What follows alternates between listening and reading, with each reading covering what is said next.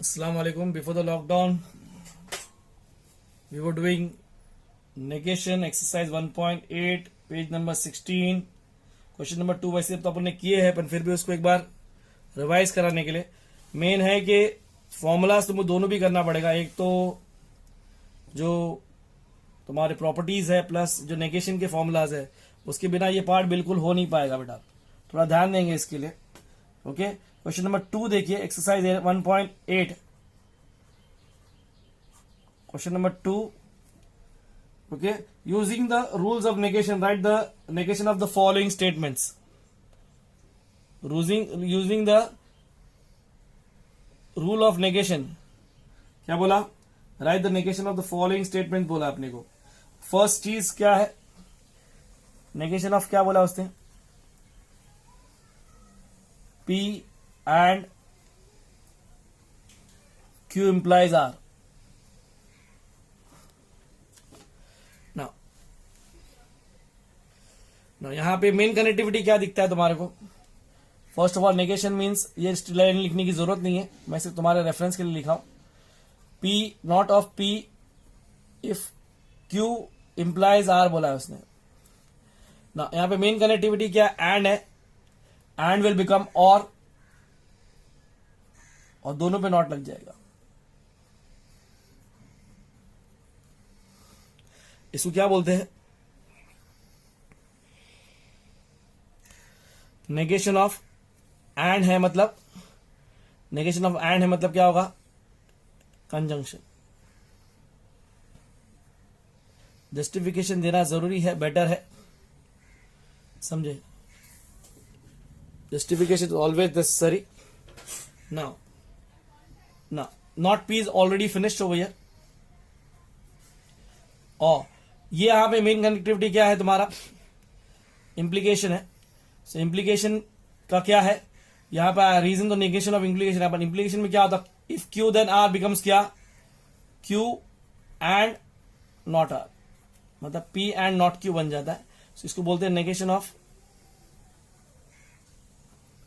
implication या conditional statement. You can write conditional also. Negation of implication बोल सकते हैं या negation of क्या? Conditional statement बोलते हैं।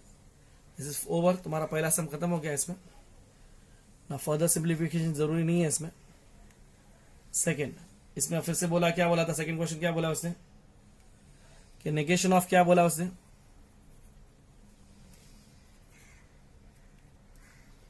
Not P or Q and R. Now, as I said, ये लाइन लिखने की जरूरत नहीं है, फिर भी मैं सिर्फ रेफरेंस के लिए लिख रहा हूं। नॉट ऑफ क्या डाल रहे हैं अपन? Not P or Q and R. What do you see the main connectivity in this case? Main connectivity क्या है? दो स्टेटमेंट्स को मेन कनेक्टिविटी कौन होता है? इट्स एंड मतलब कंजंक्शन। अगेन एंड बोले तो कंजंक्शन। ये इट वर्क्स लाइक, अगर तुम अगर प्रॉपर्टीज के हिसाब से जाओगे तो it is like D Morgan's law. D Morgan's law का मतलब क्या हो गया? एंड बिकम्स और एंड और becomes and. So not of P और Q और not of R। Not of R further simplify नहीं हो सकता। रीजन क्या आएगा इसका? नेगेशन ऑफ क्या? एंड था तो कंजंक्शन आ गया। Okay, now this is not further simplificated. अभी इसको सिंप्लीफाई नहीं कर सकते। और will become, again De Morgan's law जैसा हिसाब होगा, पर यहां पे और विल बिकम एंड, दोनों पे नॉट लग जाएगा तो it will be not of not P and not Q। ये हो गया नेगेशन ऑफ क्या बोलते हैं इसको? डिसजंक्शन बोलते हैं। ओके, नाउ यहां पे नॉट R खत्म है, नॉट Q खत्म है। Not of not P is can be written as P।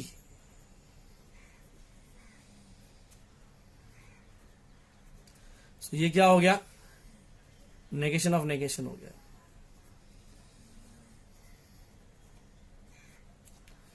Okay, now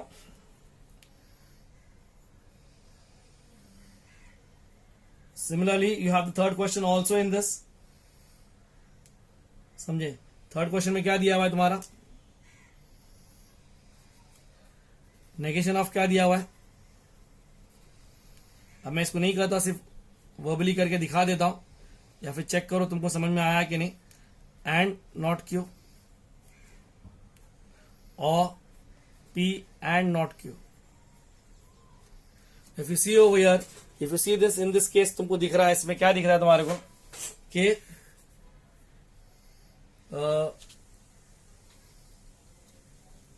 you put a negation sign. Main connectivity क्या है इसमें?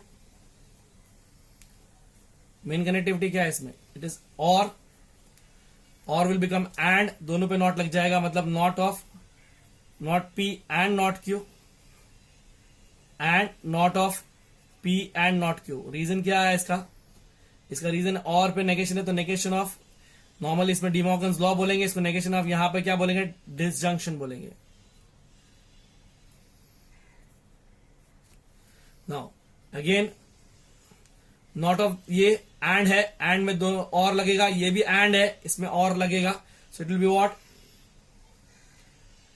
क्या इसमें क्या आ जाएगा?